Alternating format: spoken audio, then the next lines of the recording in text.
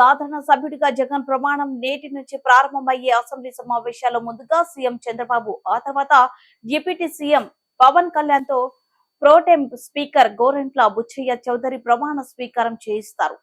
ఆ తర్వాత ఇంగ్లీష్ అక్షరాల వరుస క్రమంలో సభ్యులు ప్రమాణ స్వీకారం ఉంటుంది. అయితే ప్రతిపక్ష హోదా కూడా దక్కకపోవడంతో మాజీ సీఎం జగన్ సాధారణ సభ్యుడిగానే ప్రమాణ స్వీకారం చేస్తారు. అయితే సభకు జగన్ వస్తారా రారా అనేది వేచి చూడాలి. వైఎస్ జగన్మోహన్ అనే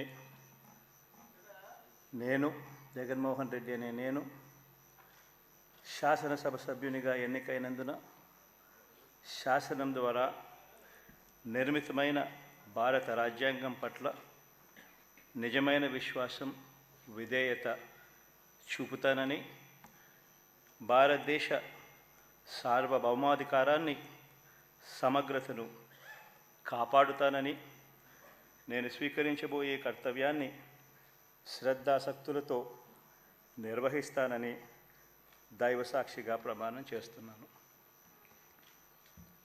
ఆంధ్రప్రదేశ్ శాసనసభ సభ్యుడైన